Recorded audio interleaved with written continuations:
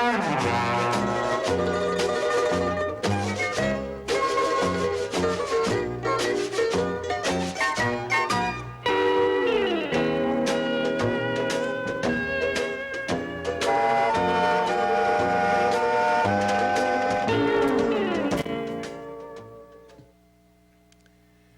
a good Friday morning.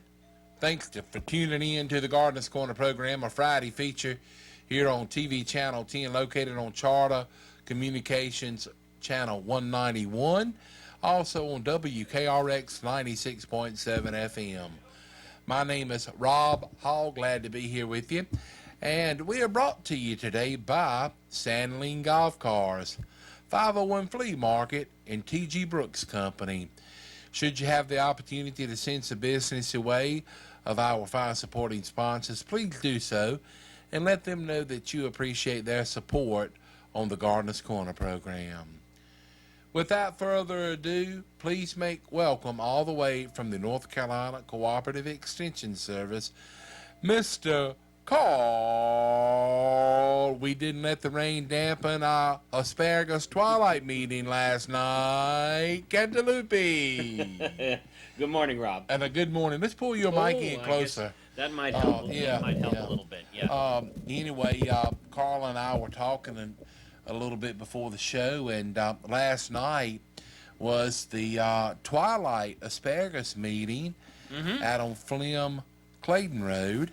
And Carl said that they were all out at the farm, and it pretty much started to rain, so they came back in to the office, and when they got back in Roxborough, it had quit raining, so they went back out to the farm. But had a real good meeting last night, he said, about 25 or so in attendance. And I think you said you had some participants to attend as far off as Randolph County? Randolph County, yeah. So, well, good. A lot of interest in asparagus, and notice a lot of people probably have never tried them, but those that enjoy them on a regular basis, several different ways to prepare them. But I enjoy them. Carl is actually, gave me some of the asparagus that he has raised, and they are some of the best that I've ever had. But well, good. But I'm glad the meeting turned out well, and here it is, Carl. August, and we got a little bit of rain overnight last night, and had some this morning, and it's cooled off a little bit, and it looks like it's going to be a pretty nice weekend, and so that'll be good. See that, and I guess, Carl, the question that I was kind of leading up to was, with it being August, still plenty of time to plant warm season vegetables? It is, August actually is the main planting month, and we can get several plantings of different vegetables in right now. First, what you should be doing is be on the lookout for cabbage, cauliflower, and broccoli transplants. Now's the time to plant those in the garden. We still have plenty of time to direct seed some snap beans, also squash, cucumbers. Still plenty of time to have them mature before a frost. And hold off. You might want to hold off until the end of August to seed mustard and turnip greens. So there's still a lot of vegetables that you can enjoy in the garden, and it was good that we got the rain yesterday, because the soils were kind of drying out there. It was. I actually have done a little bit of bush hogging the last few days in a couple of the areas that I was in. One of them, it's always, really wet, and I was there on Wednesday, and it was wet, but not as wet as usual. And then one of the places I was at yesterday, it's typically some water standing, but it was not. And so by that, that was kind of a telltale sign that it was getting pretty dry. Yeah. And, Carl, I think so many people don't realize sometimes the effect that the water has on the garden. And as you've said many, many times, if you can, you need to try to keep, a pretty much consistent moisture level in your vegetable garden. And you don't want to go from one extreme to the other. Now, in a lot of cases, you're not able to do so, but, it's always a good thing to try to keep an eye on the moisture content. By the way, we are live in the studio today, 336-599-0266. That's 599-0266. If you would like to pose a question to Mr. Carl Cantalupi, just give us a call, and he'll do his best to answer the question for you. Carl, where you want to jump in and take off at? Let's jump in to something that's current and important right now for people that own peach, cherry, plum, nectarines, nectarine trees, the fruiting types, as well as the ornamental plum, ornamental cherry. This is the time that we need to be treating for the insect known as the peach tree borer. The peach tree borer is a clear-winged moth that lays eggs at the base of stone fruit trees. And if you see a gummy mass coming out from the bottom of the tree, as you see in this slide here, that indicates the presence of the peach tree borer larva. And this is a close-up of what the white larva looks like inside. So these bore into the tree. The eggs are laid between August 15th and September 15th. So you need to treat the trunk of the tree and the soil surrounding the tree. So you don't really want to spray the material. You want to go up on the trunk about 3 feet and pour the insecticide mixture down the trunk, and then let it collect around the base of the tree. And the material to use is permethrin, Permethrin. An easier way, there's one product made by Bonide, Bonide. It's Bonide borer and miner killer, leaf miner killer. There's other brands on the market too, but that just happens to be what can be found in the local area here. So you drench the trunk and the soil surrounding the trunk. I would do it now, being that we're already into the first week of August, and then you can make another application in early September, just to be sure that the eggs aren't laid. Once the eggs are laid, the larvae move in and bore into the trunk, and this is what disrupts the flow of nutrients. Then the tree might do fine over winter, but then next year when the tree starts to leaf out, it looks okay, and then all of a sudden all the leaves on the tree wilt and die. That's a telltale sign of peach tree borer damage. So you really want to prevent that from happening.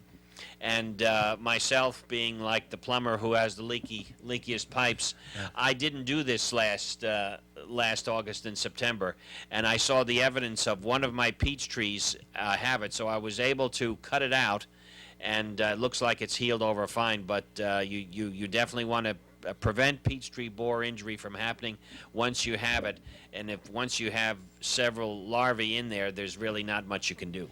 Okay. Hey, we've got a caller. All right. Good morning. Thank you for calling the Gardener's Corner program. Yes, I was thinking about planting some, about 5, 6, elephant ears, I call them. Okay, caladium, all right. And when's the best time to plant them, and where you can get them at? They're generally, that's a perennial, so you'll probably find those in the spring when other perennials are sold. If you could find them now if they're growing in a container.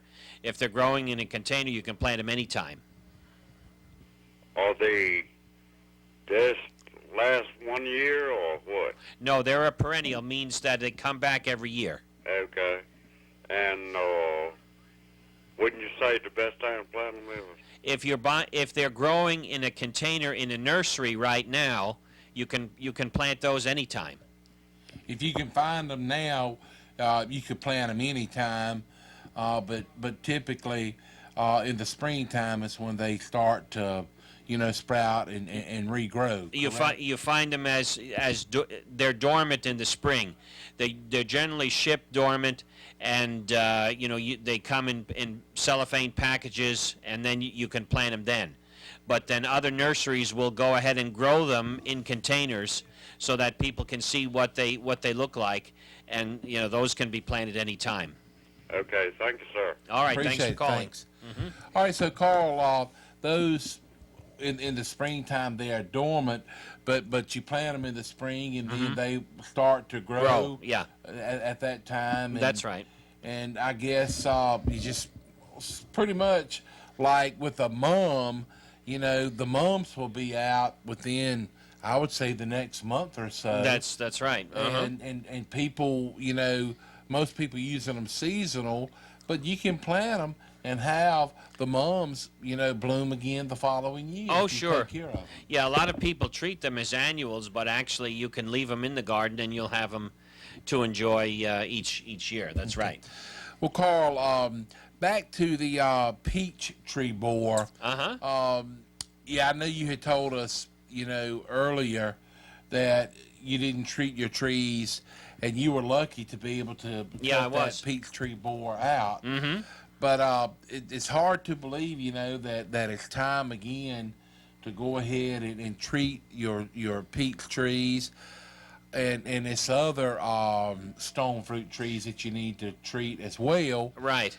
But what the point I was going to make, it seems to me that you have said in the past that it's typical that the peach tree borer goes more so after the younger trees than the older trees. Right. Usually trees that are between the ages of 1 and 5 years old get damage. But again, in the slide that I showed earlier here, I would say this tree is actually older than 5 years old. So there's always exceptions to the rule. But the young trees there are particularly attractive to the peach tree borer. And remember, it's not only the ones that actually give you fruit, but it's the ornamental ones that they attack as well. The ornamental peach, the ornamental cherry, ornamental plum.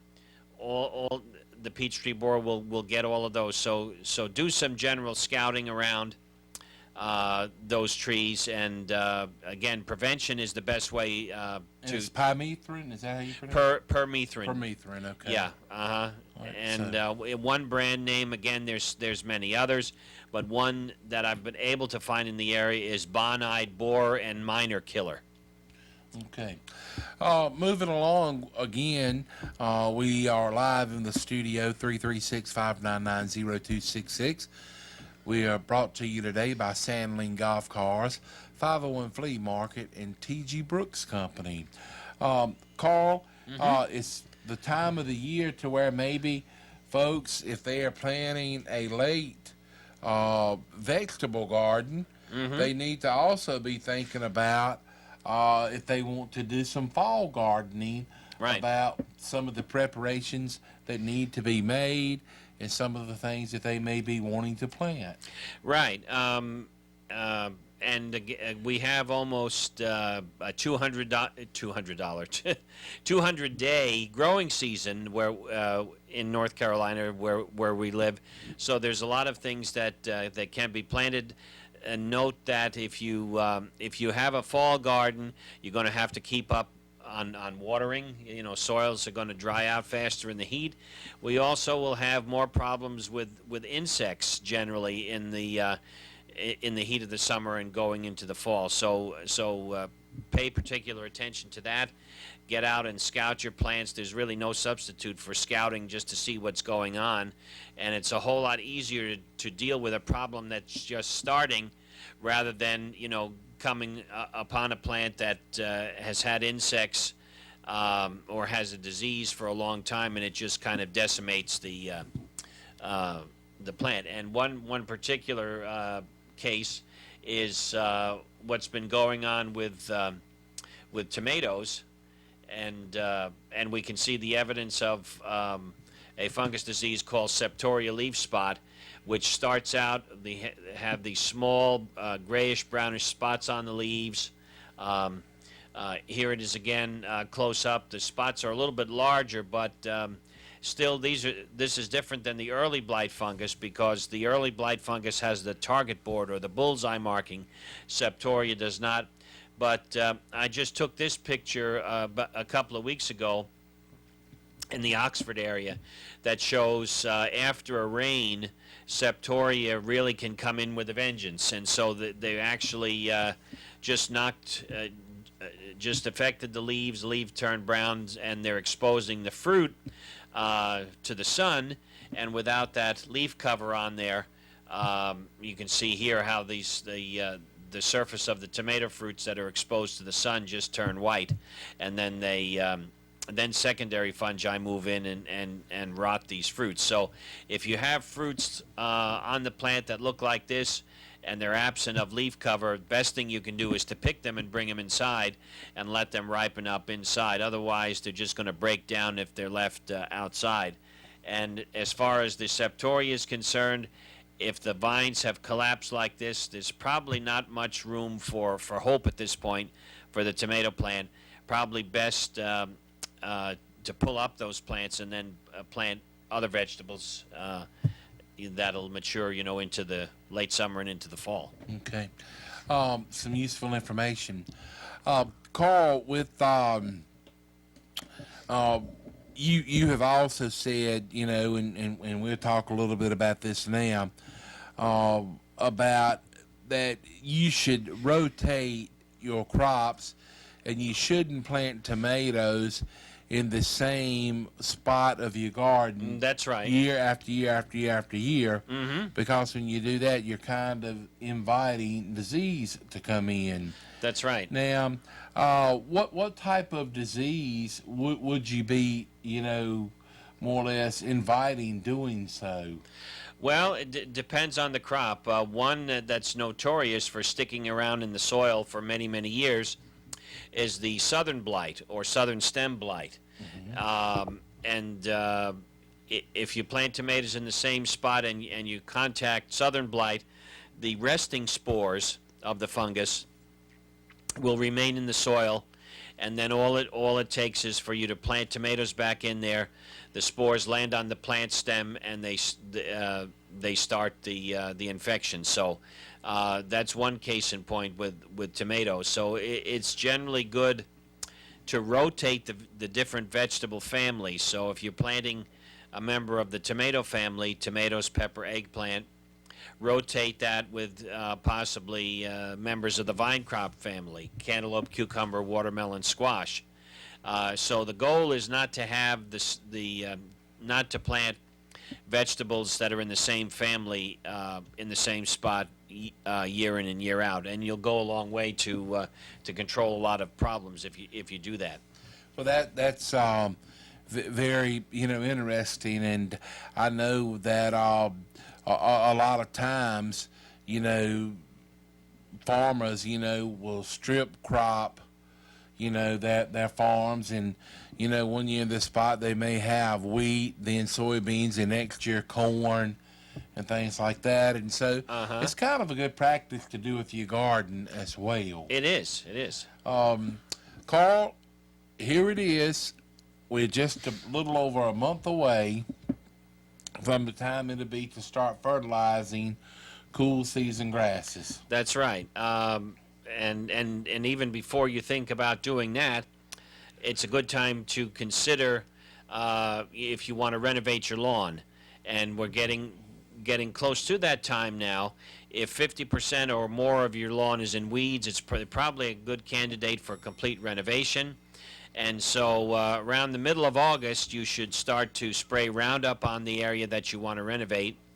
Then wait 2 weeks. And by that time, if you've sent your soil in to be analyzed, if you get your results back, you can add your limestone and fertilizer on top of that dead vegetation and then till that in. So the time to be thinking about that is right now. And I have some slides here that show the destructive brown patch fungus disease that is mainly caused by people that tend to over-fertilize their lawn in the spring. And you can see the areas of the lawn start to die out, and then they'll keep expanding. If you look at if you get down and look at real close, you can see the fungus moving in, and you have this kind of whitish cast on the lawn as it's moving across. And here's a close-up of what the disease looks like as far as leaf spots are concerned. And here's I kind of call them burned out areas or hourglass markings on the leaf that show the brown patch fungus. So don't fertilize in the spring if you have a cool season lawn. Get ready for lawn renovation now, so that by early September you're tilling in that dead vegetation that was killed by Roundup, and then you're giving the lawn an excellent chance to start, to get a good start. If you wait much later than early to mid-September to seed your lawn, then you have problems with leaves falling down from trees. All right. We've got a couple of callers. Okay. Good morning. Thank you for calling the Gardener's Corner program. Good morning. I have a question. Okay. Is it too late to plant pumpkin seeds? Well, it is. Yes, we're getting into the best time to do it is about the first week of July, but that's okay if you still want to give it a try. It depends on the kind of season we have. Depends on how many days to maturity the seed is.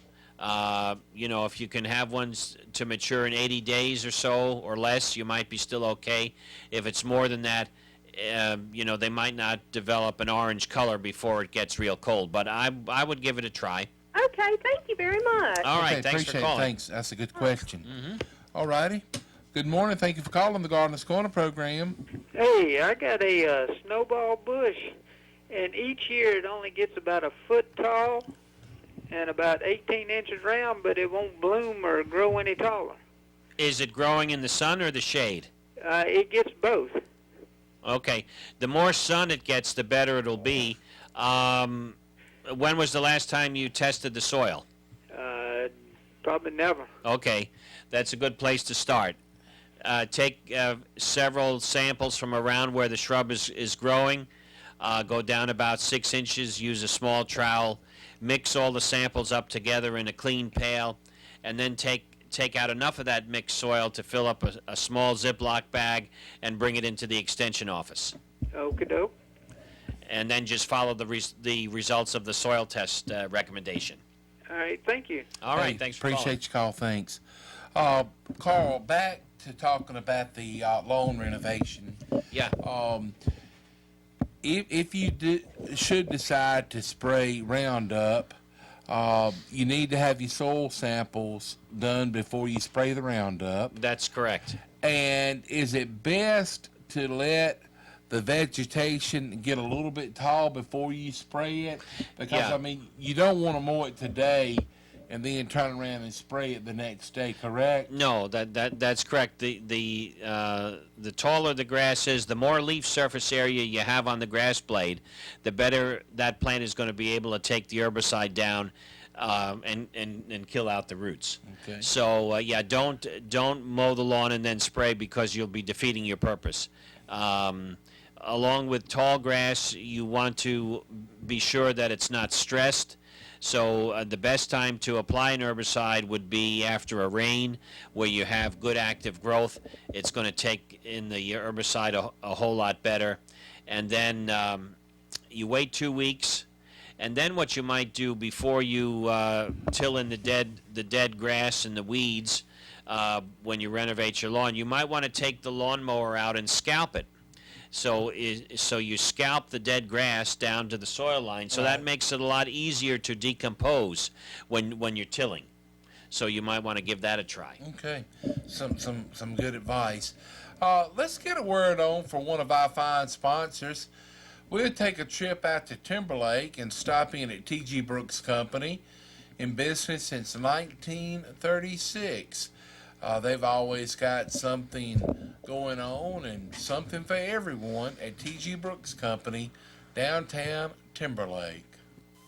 It's time for collards, cabbage, and broccoli. It's August, and as we start heading toward the fall season, we can already be thinking about cooler days of fall that'll be here soon when we really enjoy getting outdoors again and doing our fall lawn work and our fall flower gardens. It is also time now to kill those weeds in the lawn to be ready for fall seeding. T.G. Brooks Company has the chemicals to do it. T.G. Brooks Company has the grass seed, and they're fully stocked for fall. And meanwhile, if you still need irrigation, they have plenty of irrigation needs, such as hose and sprinklers and piping. For your work in the yard, they have yard tools like rakes, hose diggers, choppers, pitchforks, and pruning saws, loppers, wheelbarrows, and lawn carts, and lawn sweepers. And for your fall flower bed, they have your hardwood mulches and dyed mulches and that really good triple ground mulch. They have mulch in bags or by the trailer or pickup load, and they can arrange delivery for you if you need it. So this year, beautify with fresh pine needles too. And for planting, get you some topsoil, planting soil, and cow manure. By the way, they also have the Pride dog food, including the Pride Pro Series. No matter if you're a homeowner or business owner, they can fill your fall needs. If you're a professional landscaper, they can handle commercial accounts. It's no wonder people from every corner of Person County travel to T.G. Brooks Company. They love the friendly family business there where every customer, no matter how large or small, is treated with courtesy. They serve homeowners, farmers, and those in construction. They have since 1936. When you finish up the day, you need to have a good meal and relax. Have a good old hand-cut ribeye steak, custom cut to your thickness right there at the store. They are so thankful, and definitely it is appreciated when it all comes together after you pay a visit to friendly T.G. Brooks Company in Timberlake. Here we are back on the Gardener's Corner program, and before we jump back in, it may be some of you folks that may be headed over to the airport later this afternoon. And should you do so, why not take a few minutes to enjoy some great music that's going to be over there this afternoon with Mr. Carl Cantalupi and friends. Tell us more information about that, Carl. The RDU Airport has a series they call the First Friday series of the month, and they have different area musicians come and play for the people that go to the airport to leave and the ones that come in, just kind of to make their travel experience a little bit nicer. And so I'm taking off this afternoon, vacation day, and playing with the Triangle Clarinet Choir. There's about 8 or 10 of us that play, and we get together and play a variety of songs, and the people really appreciate it. It's a free service that we do. Now, where will you all be at over at the airport? Terminal 2, ticketing, upstairs. At what time? From 3 till 5. 3 to 5. And sometimes they have us in ticketing, and sometimes they have us down in the baggage claim. And I always say, well, you know, playing at the baggage claim is good as long as we don't get stamped for baggage. Well, I know you have talked about in the past that you enjoy it, and that exposes you all to a lot of people that otherwise you may not be able to have the chance to perform for. So, yeah. I know it'll be a good time. So we are live in the studio today, 336-599-0266. Carl, back to the lawn renovation topic. When doing a lawn renovation, you need to allow enough time to spray the lawn, and then with Roundup. With Roundup to kill out the grass and the weeds. And then if you kind of finely tune this process, do your soil samples, get them sent off, spray your Roundup, and within 2 weeks you have your results back. Right. Put your lime and fertilizer down, till it up into the soil, and then go ahead and reseed. Rake it smooth. Reseed with fescue. If you're going in with fescue again, about 6 to 8 pounds per 1,000 square feet. And you don't have to. You don't want to cover the seed up with a lot of soil, but you don't want to bury the seed. So put it on the surface, and then what I like to do is kind of tamp it down so that you have good seed soil contact, and then cover it with some good weed-free straw, like wheat or something like that, and you can get that in advance, and just to test to see if it's weedy or not, just wet the bales down with water before you spread them, and then if there are weeds in there, they'll sprout, and you can pull them out. Right, well, that's a good idea. But one thing that you need to try to do is you want to have the new grass coming up before leaves start to fall a lot. Right. Because a lot of times when the leaves start to fall, they can choke out any vegetation or anything. That's right. But if you time everything and if it works out just right, your grass should be up tall enough to where the leaves really wouldn't, have a great, effect on it. But that's right. You also need to get your leaves up. And since we're on this topic, it seems that I have to start earlier and earlier every year.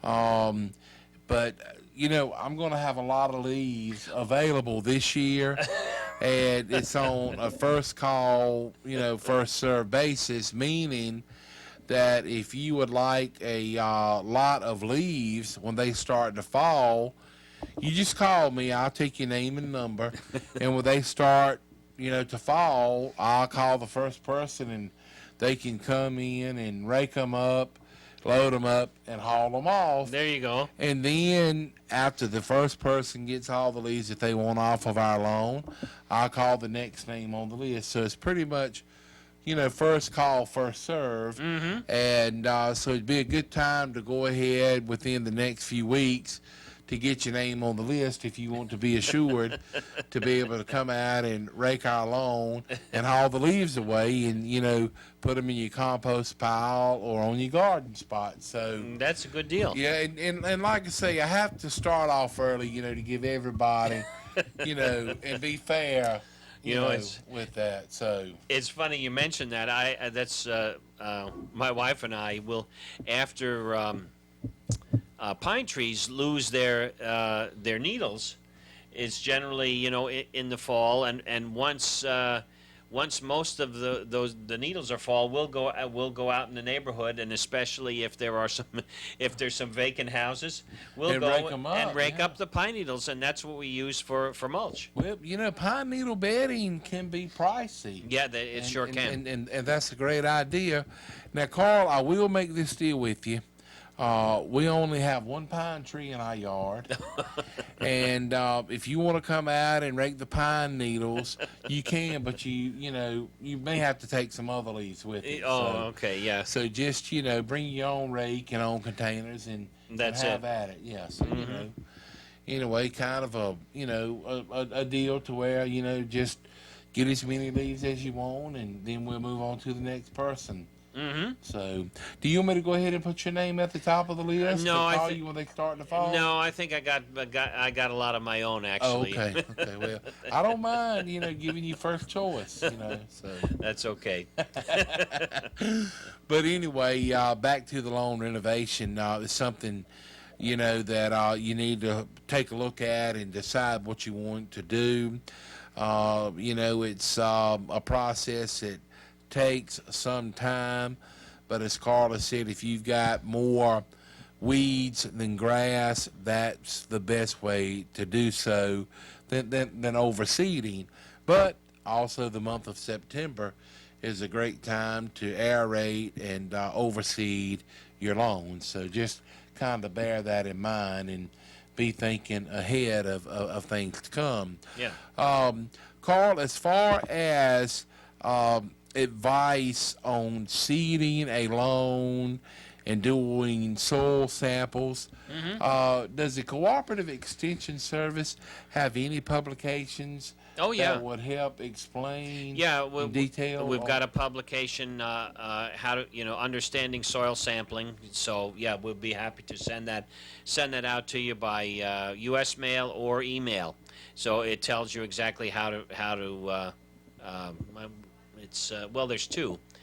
Understanding soil sampling, and then it said another one is taking soil samples for the home gardener, something like that. So if you're interested, just call your local North Carolina Cooperative Extension Service office and tell them that you would like the publication on, how to find out more information of soil sampling, and you can request if they send it to you by U.S. mail, or they can email it to you. But they've got a lot of different information up there. If maybe you're thinking about, with fall time of the year coming, it'd be a great time to maybe start up a compost bin. And we've got a publication on that. It'll tell you exactly how to do that. One thing I'd like to put up here is my mugshot, not because. I saw that on a milk carton a few weeks ago. That's right. Yeah, and I got a good face for radio. I know. But no, I put it on there because of the email address, and that is to talk about the upcoming Master Gardener program. We're having good response to it. So far, we've got 10 applicants, and I think I'll probably cut it off at about 25. So I'm putting this slide up just to show you my email address. It's CARL, then the underscore key, then CANTALUPPI at ncsu.edu. So if you're interested in attending the Master Gardener class that will start Thursday, September the 3rd, and it'll meet at the Extension office from 9 a.m. until 12 noon. We'll go every week until right before Thanksgiving. Send me an email, and I'll put your name on the list, and then later on I'll send you a class schedule and all the particulars about the course. So again, that's email address is CARL, then the underscore key, then CANTALUPPI at ncsu.edu. So it looks like we've got good interest right now. We've got 10 people from person and 10 people from Granville County that have signed up so far. Now, Carl, this year you're going to be teaching the class in Person and Granville counties. That's correct. Where in the years past, one week it would be in Person, the next week in Granville, but those folks at In Person County will be able to come to the Extension office in person right each and every week. Yeah, it'll cut down on traveling for everybody, and now that I've got more interest, I think it's time to do that. Well, and I guess pretty much you're going to allow about 25 for the Person County and 25 for Granville County. So that'll pretty much double your class size, so to speak. It will. Now, is it any charge for the Master Gardener's course? No charge. I run the Master Gardener program for both counties a little differently than in other counties of the state. Other counties do charge, and the money that's collected, it goes down to NC State to help with their state Master Gardener program, but I really think it's best to do things on a local level here, and there's really no need to charge. People can decide whether or not they want to purchase the Master Gardener manual. Now that is available. It's a 3-ring. It comes in a 3-ring binder. And that sells for $40. And if people want to buy it, that's fine. It makes a good reference, but that's not required. You don't have to buy it if you don't want to. Other things that other counties do is they have their Master Gardeners log on to a computer, so that almost makes it a necessity for the person to have a computer. And I can't really see forcing people to have a computer if they don't have one. And pretty much the only requirement of the class is that after you complete the course, you are just asked to kind of give back to the community. That's right. And you can do that in many different ways. Yeah, I let the people decide what they want to do, and then they do it. It's no prerequisite, or the things that the master gardeners do is not something that I dictate. It's whatever you'd like to do. And that can be anything from going to a local gardening center with the permission of the owners, setting up a little table and answer questions that people may be That's right. having coming in, or you may want to start up a little community garden, or you may want to take it upon yourself to go out and work on a more or less a natural area to improve the beauty of that. So, That's it. And then local garden clubs have meetings, and if you have an area of expertise that you'd like to talk about, there's another thing that you can do. You can actually speak about a given topic. So the choices are endless, and we really don't intend to make you instant experts, because there's a lot of things that we cover. It's kind of a smattering of all different things crammed into that 12 weeks, but it's designed to acquaint you with all different aspects of horticulture, and more importantly, if you're put into a situation where somebody has a problem with their plants, hopefully this will give you the tools to ask the right questions as to what might be going on with the plant, so you can arrive at a logical conclusion. right. And the class is made to what's the word I'm looking for? The class is made to enhance your powers of observation. Because a lot of times people will look at plants, but once you learn about insects and diseases and know how they work and how weather and climate influences what happens, you start to delve deeper, and you start to ask the pertinent questions. Well, have you had a lot of rain recently?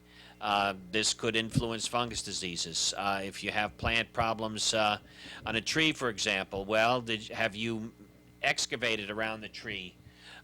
You try to figure out Things by the process of elimination, so to right. speak. You try to rule out the things that couldn't possibly cause the problem. So you get rid of those, and so you're left with a smaller amount of reasons why the plant is not responding. So that takes a lot of time, and that takes a long time to develop. But at least we can point you in the right direction.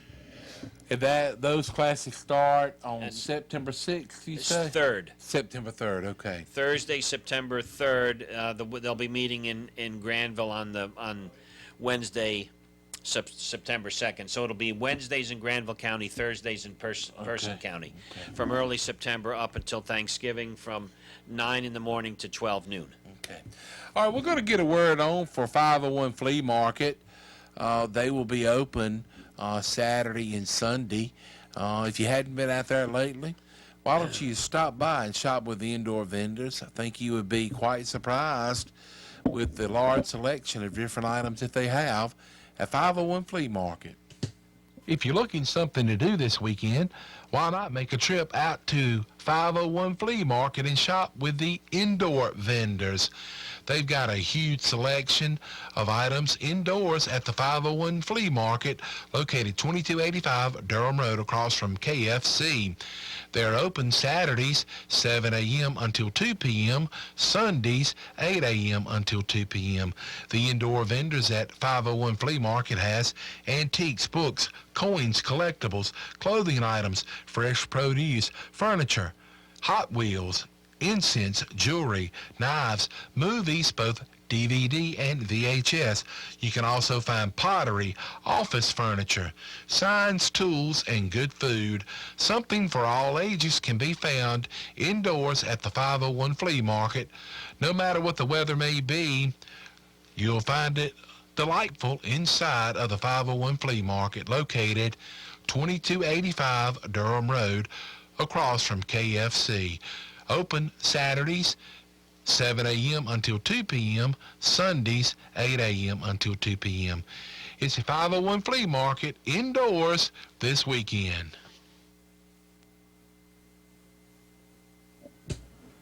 Here we are back on the Gardener's Corner program. My name is Rob Hall, Mr. Carl Cantalupi of the North Carolina Cooperative Extension Service, resident expert. Carl, we got to get a word on for Sandling golf cars in just a few minutes. Okay, I was going to say lines are open. Yeah, got open lines. 599-0266. And if you got a question, give us a call, and we would gladly take your question. And I'll even take a stab at answering your question, but to be fair to you, I think it'd be better if we let Carl answer the question. But Carl, now with you know, more or less, here it is, you know, the time of the year that it is. You had said that a lot of times when you plant a late vegetable garden, that sometimes insects seem to be more prevalent this time of the year than it is, you know, the springtime of the year. Now, with this being said, should you get into a regimen of spraying insecticides before you start to see the signs? Yeah, definitely. Yeah, that's always a good idea. I always you try to apply insecticides and fungicides at a minimum maybe once every 2 weeks, so that you usually catch maybe the beginning stages of some of the insect life cycles, and you'll do the best good. The products to use would be Carbaryl, Carbaryl, marketed for a long time as Sevin, Sevin, but now there's a lot of companies that make it. So using Sevin, and then I'll back up a little bit. Sevin is good for chewing insects. Sevin is a stomach poison, so that it affects insects when they chew the leaf and they ingest that. Then malathion for sucking insects like aphids and leafhoppers. They don't chew the leaf, but they walk on the leaf and they suck the plant sap. So you need a contact insecticide for that, an insecticide that affects their bodies, that they absorb into it. And then last but not least, a fungicide such as Maneb, M-A-N-E-B, to try to ward off, to try to prevent you from getting fungus diseases, because once fungus diseases land on your leaves, applying a fungicide is not going to help. It's only going to protect leaves that don't have the fungus. So a combination pest spray of Sevin, malathion, and Maneb fungicide would be good, you know, good to do every couple of weeks, and just follow label directions. Okay, awesome, good advice. We need to squeeze in a word for Sandling Golf Cars, one of our fine supporting sponsors of the Gardener's Corner program, and we'll be back to wrap it up right after this message from Sandling Golf Cars. Are you in need of a trailer? Sandling Golf Cars has master tow utility trailers and tow dollies, dump trailers and equipment trailers up to 32 foot that can handle 20,000 pounds by load trail. You can also get Calico stock trailers and Pace enclosed trailers up to 24 foot at Sandling Golf Cars. So if you have something to haul, most likely you can find the trailer you need at Sandling Golf Cars. Some trailer payments start as low as $100 per month. See Al, Hillary, or Will for all of your trailer needs. Call Sandling Golf Cars at 919-693-4626 or toll free 1-800-221-9267 or log on to sandlinggolfcars.com. Or better yet, stop in and see the friendly folks in Oxford, just off the bypass at Sandling Golf Cars. Open weekdays 8 a.m. until 5:30 p.m., and Saturdays 9 a.m. until 1 p.m. Call 919-693-4626 or toll free 1-800-221-9267. Sandling Golf Cars is a Trojan battery dealer, and they also have a full line of Club Car and E-Z-Go golf cars, parts, and they also offer repair service on just about any brand of golf car. It's grilling season, and you would enjoy grilling out on a Wilmington grill from Sandling Golf Cars, 613 Lewis Street in Oxford. Here we are back on the Gardeners Corner program. My name is Rob Hall, Mr. Carl Cantalupi of the North Carolina Cooperative Extension Service. Carl, we've got just about a couple of minutes. Okay. So how you want to finish up? Well, we can talk about something that we hadn't talked about in a while. The artillery fungus, or the cannon fungus, and these are fungus spores that actually literally explode, and then all of a sudden you look at the white siding on your house and you see these black pimples. And they are actually in the mulch and in the bedding, correct? That's right. And in mulches like wood chips, any mulch that are made out of wood chips, artillery fungus likes to survive. And here's a close-up of what the actual fungi look like. They are produced in these little cup-like structures, and then they explode, and they can travel 20 feet or more, and they'll attach to any surface. So the best thing to do is to not use wood mulch, but other types of mulches like pine bark nuggets or pine needles. It's fine. The fungi don't like that one. Okay. That's going to wrap it up for the Gardeners Corner program today, brought to you by T.G. Brooks Company, Sandling Golf Cars, and 501 Flea Market. We appreciate you all tuning in, and if you have the opportunity at your leisure, log on to RadioRoxburgh.com and you can watch past editions of the Gardeners Corner program. Special thanks goes out to all of you all for tuning in. Appreciate Mr. Carl Cantalupi sharing his knowledge with us here on the Gardeners Corner program. Want to wish you and yours a happy and safe weekend, and we look forward to seeing you next week for the Gardeners Corner program.